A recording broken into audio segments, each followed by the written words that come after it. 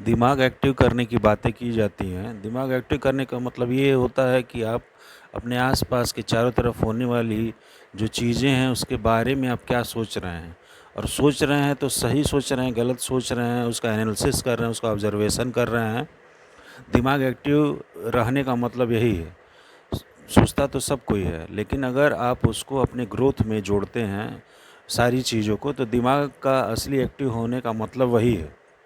और अगर आप क्लास में बैठे हैं, स्टूडेंट हैं, तो आप का ध्यान ये होना चाहिए, जैसे मान लीजिए कोई न्यूमेरिकल लगा रहे हैं या कोई किसी थ्योरी पे आप वर्क कर रहे हैं, उसके बारे में सोच रहे हैं, तो आप ये सोचिए कि वो कैसे हो रहा है, क्या हो रहा है, उसके होने का कारण क्या है। कोई न्यूमेरिकल आप लगा रहे हैं, उसके पीछे की फार्मूला क्या है, उसके विषय में जानने की कोशिश करिए। प्लस माइनस कैसे होता है, उसको अगर हम कुछ ऐसे सॉल्व करें, कुछ हम एक्स्ट्रा दूसरे मेथड से सॉल्व करें, मतलब अपनी तरफ से उसकी एक तरीके से कहा जाए तो उसकी एनालिसिस करने की कोशिश करनी चाहिए। तो आपका दिमाग जो है अपने आप एक्टिव होने लगता है।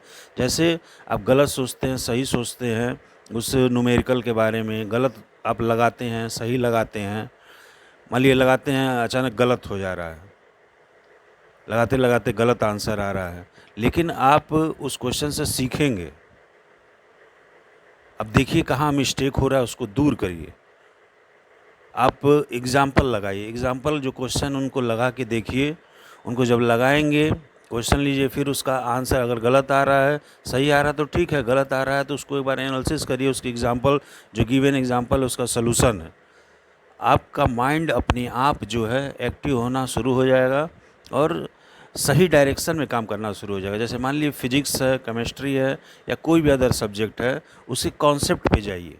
कॉन्सेप्ट के प्लस माइनस करने का मतलब क्या उसमें अच्छा है, क्या बुरा है, क्या उसमें बताया गया है, क्या नहीं बताया गया, एकदम लग के अपना काम करने की ज़रूरत है। नारायण नारायण।